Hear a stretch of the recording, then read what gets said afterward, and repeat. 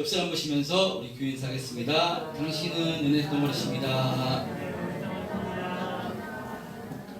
거룩한 주일 주님 앞으로 잘 나오셨습니다. 이 시간 우리 김영세 청년 우리 잠깐 일어나시면 우리가 제가 기도하고 등록 이렇게 하셨는데 우리 같이 축복해 주셨으면 좋겠습니다. 우리 김영세 청년을 위해서 이 시간 기도했으면 좋겠습니다. 기도하겠습니다. 아버지 하나님 감사합니다. 하나님께서 은혜 베풀어 주셔서 우리 김영세 청년 우리 참된 평안교회로 인도해 주셔서 같이 신앙생활 할 수 있도록 은혜 주시니 너무나도 감사드립니다. 섬기는 교회를 통해서 믿음이 무섭게 성장하게 주님 역사해 주셔서 이 청년의 때 하나님 손에 확실히 붙들림 당해서 하나님께서 책임져 주시고 축복해 주실 수밖에 없는 우리 김영세 청년이 될 수 있도록 아버지 하나님 축복해 주시고 은혜를 베풀어 주옵소서. 또 교회를 섬길 때마다 아버지 하나님 감사와 기쁨으로 충만하게 주님 역사해 주셔서 청년 때부터 하나님을 뜨겁게 사랑함으로 하나님께 영광을 올리는 우리 김영세 청년이 될 수 있도록 주님 축복하여 주시고 은혜를 베풀어 주옵소서. 감사드리며 예수님 이름으로 기도합니다. 아멘. 큰 박수 부탁드리겠습니다.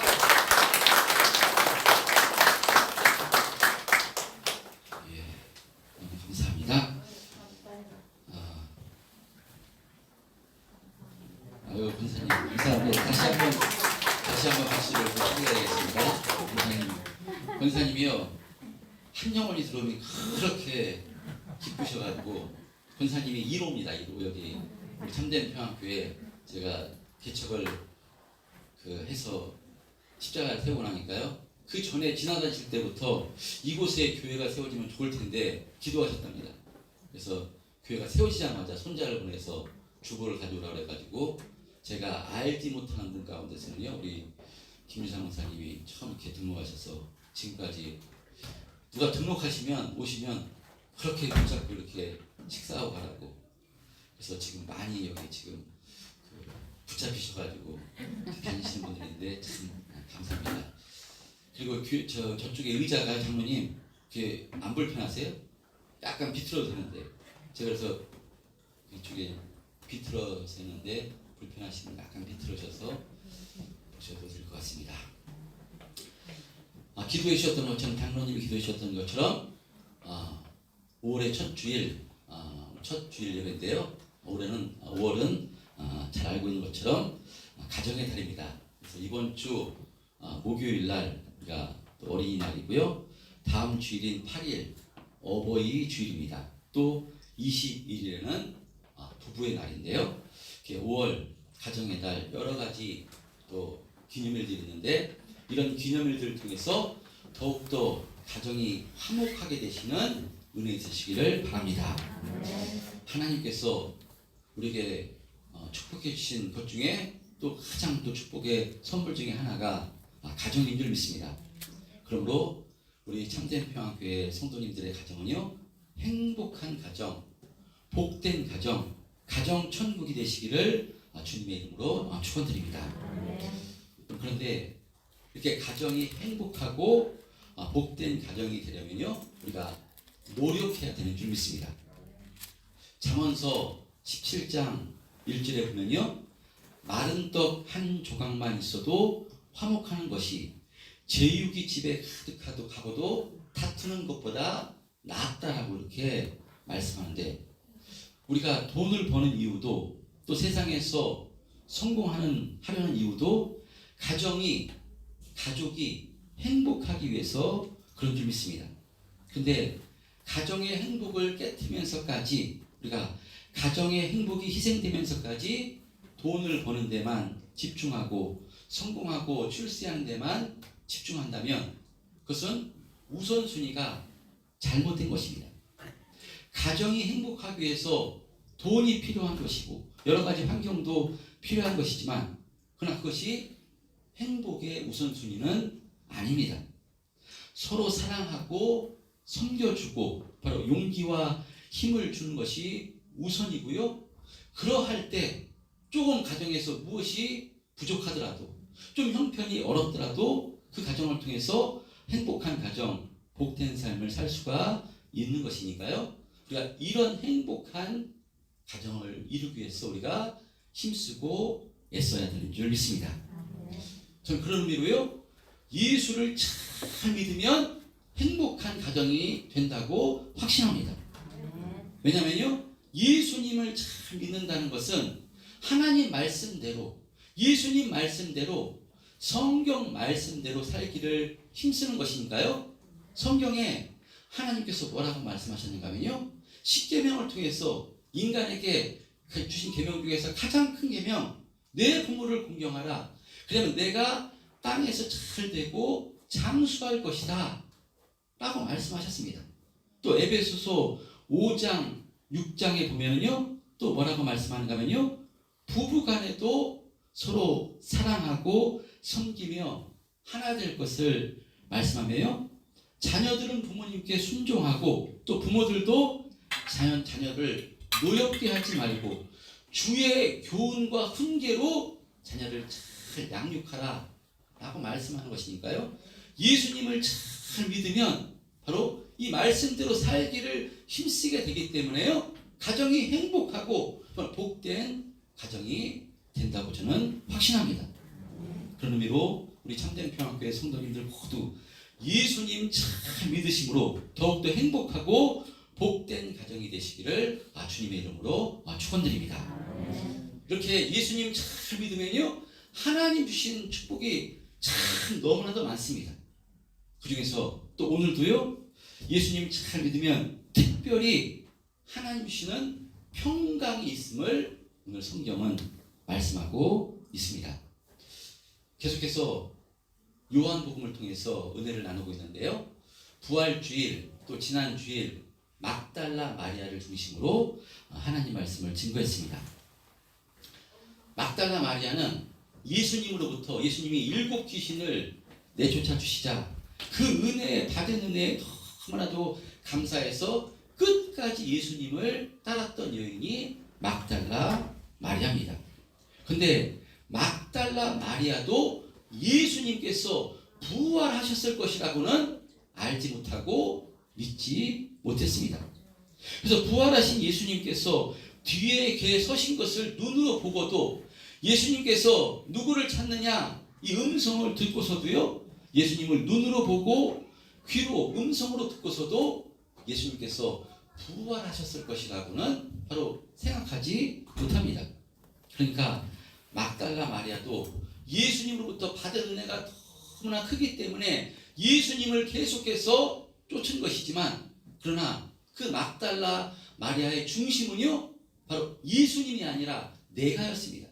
내 가치관, 내 생각이 우선이었기 때문에 부활하신 주님을 뵙고도 음성을 듣고도 알지를 못했습니다.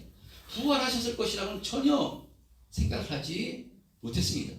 근데 예수님께서 그때 마리아야 라고 자상한 음성으로 불러주시자, 동산직이라면 내 이름을 알 턱이 없는데 지 마리아라고 불러주시는 그것이 예수님인 줄 그때야 알고, 마리아가 바로 그 주어가 내가에서 주께로 주님으로 이렇게 바뀌었음을 볼 수 있습니다.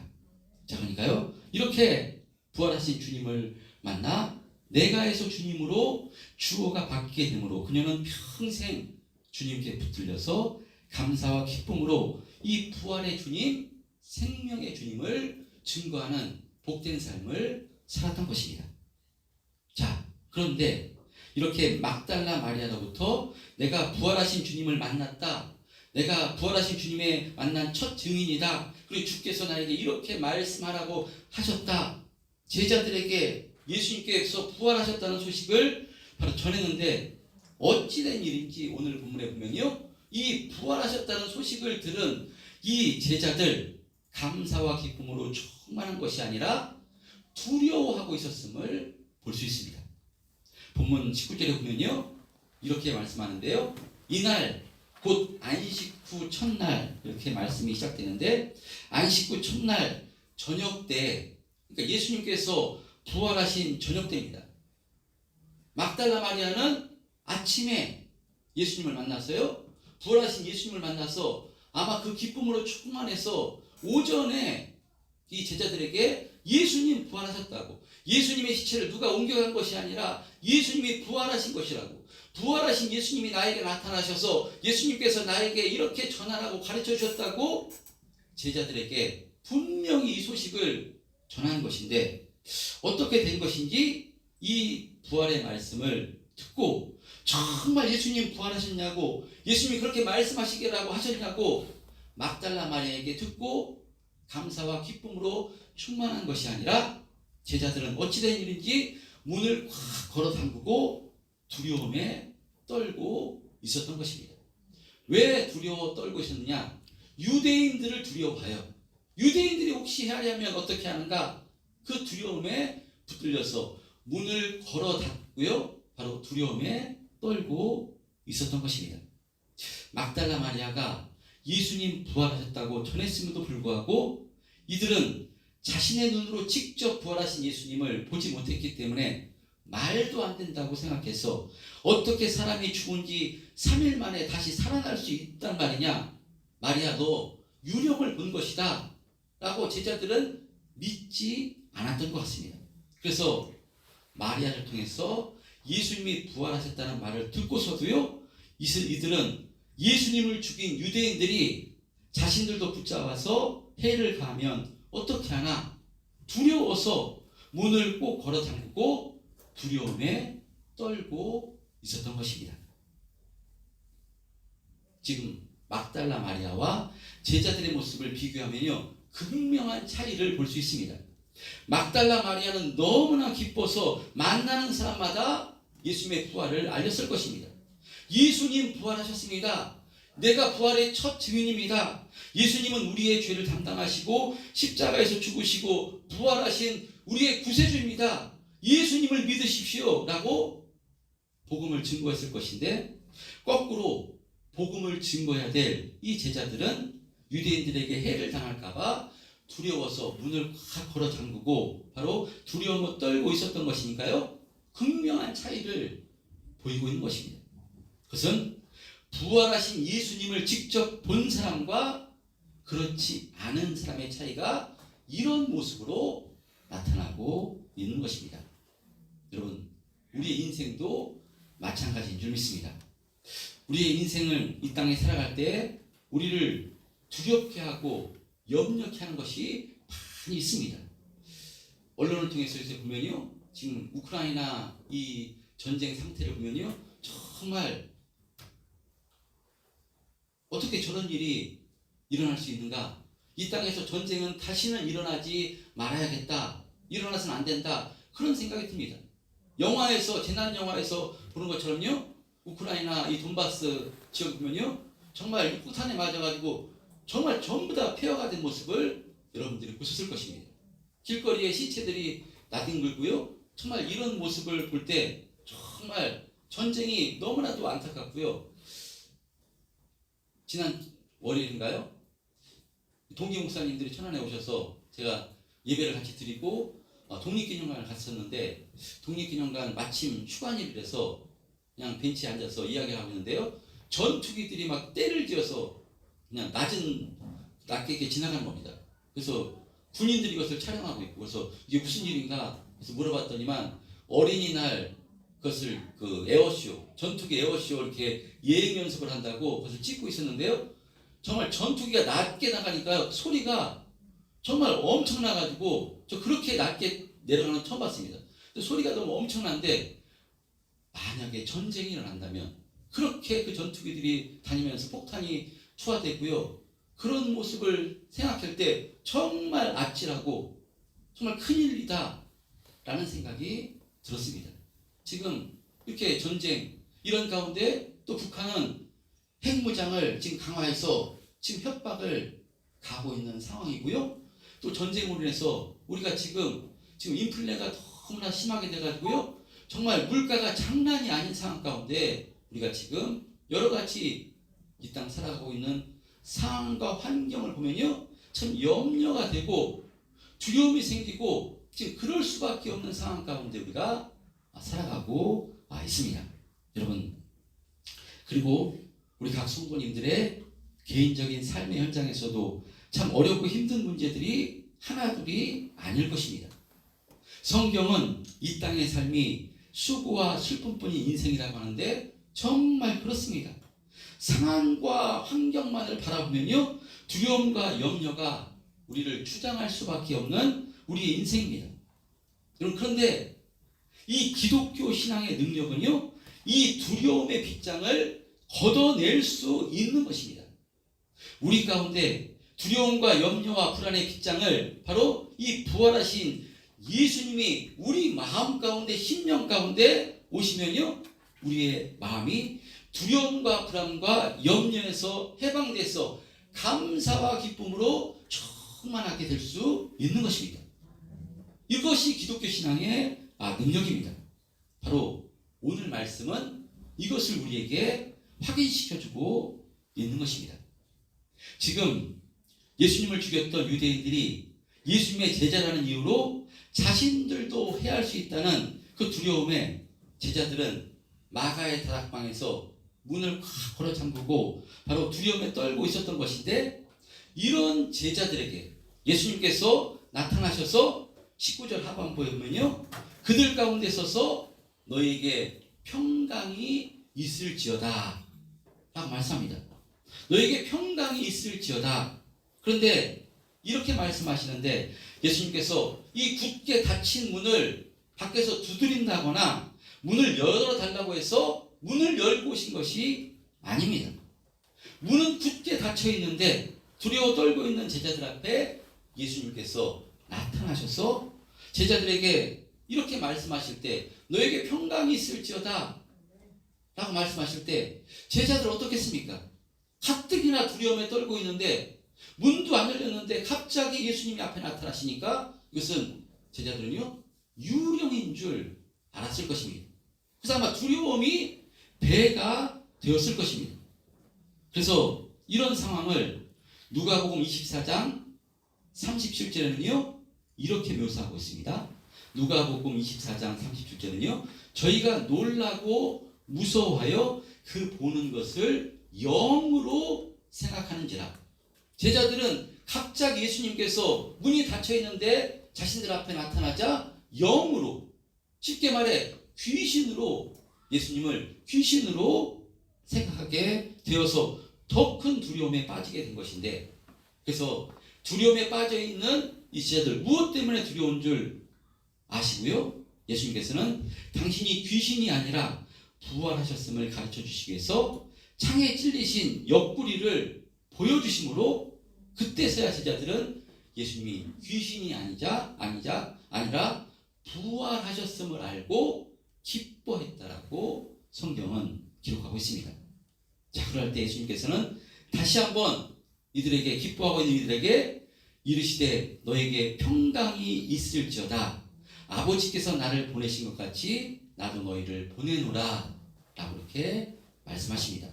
다시 한번 너에게 평강이 있을지어다 라고 이렇게 두 번씩이나 예수님께서 제자들에게 평강이 있을지어다 라고 말씀하십니다. 여러분, 이 평강 히브리 말로 샬롬입니다. 우리말로 해석하면 평안, 평화, 화평, 평강, 이런 의미입니다. 보통 이스라엘 백성들이 만나고 헤어질 때 샬롬이라고 인사를 하는데요, 그러나 지금 예수님께서 제자들에게 너에게 평강이 있을지어다 라고 말씀하신 것은 단순한 인사말이 아니라 이 두려움에서 해방시켜 주시고자 이와 같은 말씀을 하신 것으로서, 그러니까요, 부활하신 예수님께서 제자들에게 가장 먼저 주시고 싶은 것이 바로 샬롬, 평강이었던 것입니다. 여러분, 그러므로 두려움에 쌓여있는 사람이, 낙심되고 절망적인 상태인 사람이 어떻게 하면 평강할 수 있는가? 그것은요, 부활하신 주님, 생명의 주님을 만날 때 그 생명의 주님이 그 사람의 마음을 주장해 줄 때요, 평강할 수 있는 것입니다. 지금 제자들이 두려워서 방문을 걸어 잠그고 있는 이유가 무엇인가 하면요, 두려워서, 목숨 때문에 유대인들에게 해를 당할까봐 바로 생명 때문에 두려워하고 있는 것입니다. 그러므로 이 생명, 이 죽음의 두려움을 이길 수 있는 방법은요, 오직 한 가지, 사망 권세를 깨뜨리시고 부활하신 주님께서 우리와 함께 하시며 우리를 지켜 보호해 주심이 믿음될 때 이 죽음의 두려움에서 해방돼서 진정한 평강을 누릴 수가 있는 것입니다. 그러므로 평강의 원천은요, 두말할 것 없이 바로 예수 그리스도가 평강의 원천인 것입니다. 여러분, 사망 권세를 깨뜨리시고 부활하신 이 생명이신 전능하신 주님께서 내 앞에 계시다면, 우리 안에 계시다면, 성령으로 우리와 함께 하신다면 어떤 상황인들 우리가 평강이 넘치지 않겠습니까? 시공간을 초월하시고 모든 것을 주장하시고 모든 것을 인도하시는 그 전능하신 주님께서 우리와 함께 하시며 우리를 지켜 보호해 주심이 믿음되면 어떤 상황 가운데서 우리가 자유함을 누리며 평강할 수 있는 것입니다. 할렐루야. 그래서요, 예수님께서는 이 평강을 제자들에게 주시기를 원하시며, 그래서 너희 주시기를 원해서 너에게 평강이 있을지어다 두 번씩이나 말씀하신 후에 이어서 어떤 말씀을 하시는가 하면요, 21절 중반부에 보면 아버지께서 나를 보내신 것 같이 나도 너희를 보내노라. 아버지께서 나를 보내신 것 같이 나도 너희를 보내노라. 제자들에게 말씀합니다. 무슨 말씀이겠습니까? 다시 한번 제자들을 신뢰하시겠다는 것입니다. 다시 한번 제자들을 당신의 제자로 사명을 감당할 수 있도록 은혜를 지금 베풀어 주시고 있는 것입니다. 베드로를 비롯한 이 제자들 어떤 사람이겠습니까? 자신의 스승이 로마 군인에게 매맞고 고난당하고 끔찍한 죄인이 죽는 십자가의 처형을 당하고 있는데 자신의 생명이 두려워서 전부 다 예수님을 떠나버렸습니다. 생명을 걸고서도 저는 절대로 주님을 떠나지 않겠습니다 고백했던 수제자 베드로조차 예수님을 저주하며 3번씩이나 부인했습니다. 그렇다면 부활하신 예수님께서 이들을 찾아가서 니들이 나한테 어떻게 이럴 수 있냐, 이런 인간 같지 않은 놈들, 그러면서 제자들을 책망하셨어야 될 것 같은데 이들에게 평강을 허락해 주시고 싶어서 너에게 평강이 있을지어다 라고 2번씩이나 말씀하시고요, 그것으로 끝나는 것이 아니라 여전히 허물투성이고 여전히 문제가 많지만 예수님께서는 당신의 제자들을 다시 한번 품어주시고 다시 한번 당신의 제자로 이 제자들을 인정해 주시고 있는 것입니다. 여러분, 이것이 바로 예수님의 사랑이고요, 하나님의 사랑인 줄 믿습니다. 할렐루야. 저는 그래서 어떤 말을 좋아하는가 하면요, 뽑으려고 하니 전부 다 잡초요, 거두려고 하니 전부 다 꽃이다, 이런 말을 좋아합니다. 뽑으려고 하니 전부 다 잡초요, 거두려고 하니 전부 다 꽃이다. 여러분, 이 제자들 전부 다 배신자요, 전부 다 문제투성인, 허점투성인 그런 잡초 같은 존재입니다. 그렇다면 행위로 보면 전부 다 뽑아버려야 되는데 예수님께서는 이 제자들을 꽃으로 보고 거두시고 있는 것입니다. 이것이 주님의 사랑입니다. 우리도 마찬가지인 줄 믿습니다. 우리의 행위를 보면, 우리의 죄를 보면 전부 다 뽑혀져야 될 잡초 같은 인생들인데, 그런 우리를 하나님께서 꽃으로 보시고 우리를 구원해 주시기 위해서 독생자 예수 그리스도를 십자가에 피 흘려 죽으시기까지 우리를 사랑으로 거두어 주신 분이 우리 하나님 아버지십니다.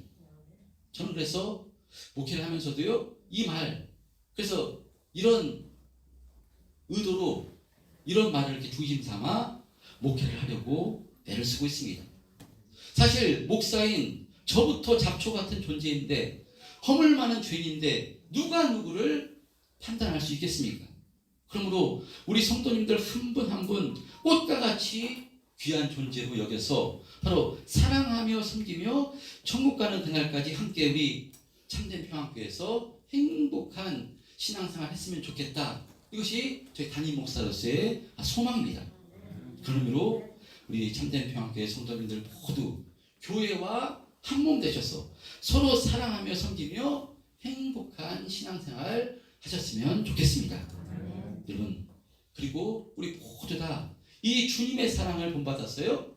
가정에서 또 교회에서 세상 가운데 상대방을 잡초로 보는 것이 아니라 상대방을 잡초로 보면 전부 다 뽑아버려야 되고요. 사람이 없습니다. 그러나 상대방을 꽃으로 보시고요.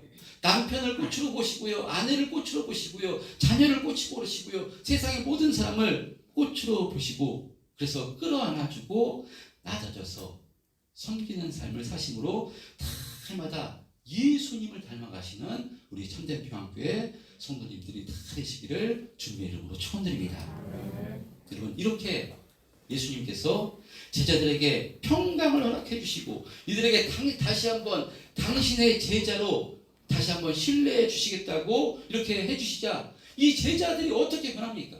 나중에 성령 받아서 어떻게 변합니까? 지금 목숨이 두려워 떨고 있던 이 제자들이 자신의 목숨이 전혀 두렵지 않은 것으로 전부 다 목숨을 내걸고 예수님의 이 십자가 복음을 증거하는 사도의 역할을 힘있게 감당했음을 우리가 사도행전을 통해서 우리가 확인할 수 있는 것입니다. 그래서요, 이와 같은 복음 증거의 자사의 삶을 힘있게 감당하라고 예수님께서는 이 말씀을 하시고 숨을 크게 내쉬며 성령을 받으라고 말씀하고 있는 것입니다. 그냥 성령으로 아니하고서는 주님의 심정, 주님의 마음, 이 십자가 복음으로 충만할 수 없기 때문에 이 사도의 역할, 제자의 역할을 감당할 수 없기 때문에 성령을 받으라고 이렇게 말씀하십니다. 그리고 22절의 마지막 절에 이와 같이 말씀하시는데요. 22절, 23절 합독해 보겠습니다. 23절, 23절 시작. 너희가 누구의 죄든지 사하면 사하여 줄 것이요 누구의 죄든지 그대로 두면 그대로 있으리라 하시니라. 예, 너희가 누구의 죄든지 제자들이 너희들이 누구의 죄든지 사하면 사하여 줄 것이요 누구의 죄든지 그대로 두면 그대로 있으리라 말씀하는데 이 제자들이 죄를 사하여 줄 능력이 있어서 능력이 있다는 말인가? 그런 의미가 아니라요. 죄를 사해 주실 능력은 오직 한 분 예수 그리스도 하나님 한 분밖에 없는 것입니다. 그러니까 이 말씀은 바로 인간의 죄를 용서해 주실 분은 주님밖에 없기 때문에 많은 사람들을 주님 앞으로 인도해서 구원주 되시고 생명의 주가 되시는 예수님으로 말미암아 죄 사함을 받게 되는 전도자의 삶을 힘있게 감당하라고 성령을 받아 이와 같은 전도자의 삶을 힘있게 감당하라고 말씀하고 있는 것입니다. 여러분, 우리들은 어떤 존재입니까? 우리들은 성령 받아 예수님을 나의 구주로 고백함으로 하나님의 자녀가 된 존재입니다. 우리는 그래서 예수님으로 말미암아 이 땅에서 참된 평안과 참된 안식을 누리며 살게 된 존재입니다. 할렐루야. 그런데 우리 성도님들 가운데 오늘 본문에 등장하는 이 제자들처럼 혹시 여러 가지 문제로 두려움과 염려 가운데 흔들리고 있는 성도들이 계시다면 오늘 말씀하신 이 예수님의 말씀 너에게 평강이 있을지어다 라고 말씀하신 이 말씀이 자신에게 주시는 말씀으로 받으시기를 주님의 이름으로 축원드립니다. 그래서 이 부활하신 주님의 이 평강의 말씀이 나를 주장해서 평강하시길 바랍니다. 우리를 위해서 십자가에서 죽으시고 부활하신 예수님이 이제 성령으로 우리 안에 내주하고 계십니다. 주님이 우리와 함께 계시는데 무엇이 염려이고 무엇이 두려울 게 있겠습니까? 성령 충만함으로 우리가 어떤 존재이고 어떤 사랑을 받은 존재이고 바로 하나님께서 날마다 우리를 어떻게 지켜주시는가 바로 성령을 통해서 이것을 확신하심으로 이 믿음으로 날마다 두려움을 이기고 감사와 기쁨으로 충만해서 하나님이 기뻐하시는 믿음의 삶을 힘있게 살아가시는 우리 참된 평안교회 성도님들 다 되었으면 좋겠습니다. 그리고 제자들에게 무슨 사명을 주는가?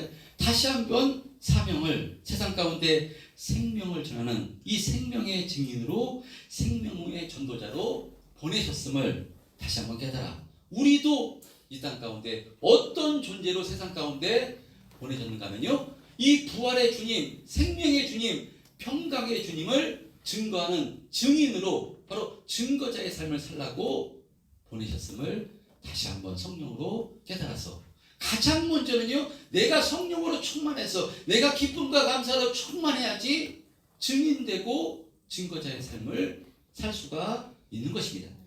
내가 평강하지 않는데, 내가 믿음으로 충만하지 않는데 증거할 수가 없습니다. 내가 감사해야지, 먼저 내가 은혜로 충만해야지, 내가 세상을 이겨야지, 이것이 너무나 기쁨과 감사로 충만해서 이 기쁨을 전해줄 수 있는 것이기 때문에요, 가장 먼저는 우리 참된 평안교회 성도님들이 먼저 성령으로 충만하셔서, 이 복음으로 충만하셔서 감사와 기쁨으로 충만하셨으면 좋겠습니다. 그래서 이 기쁨을 내가 충만할 때 세상 가운데 증거하고 증인된 삶을 살 수가 있는 것이니까요, 내가 성령으로 충만하고 감사와 기쁨으로 충만해서 가정에서, 교회에서, 세상 가운데 사람들을 볼 때 예수님의 마음으로, 예수님의 심정으로 잡초와 같이 보는 것이 아니라 꽃처럼 많은 사람들을 보심으로 거두기 위해서, 은혜를 끼치기 위해서 이렇게 바로 섬기고 낮아져서 바로 예수님의 마음으로 섬기시는, 그래서 우리의 섬김을 통해서 하나님의 영광이 드러나고요, 생명의 증인된 삶을 힘있게 감당하시는 우리 참된 평안교회 성도님들이 다 되시기를 주님의 이름으로 축원드립니다.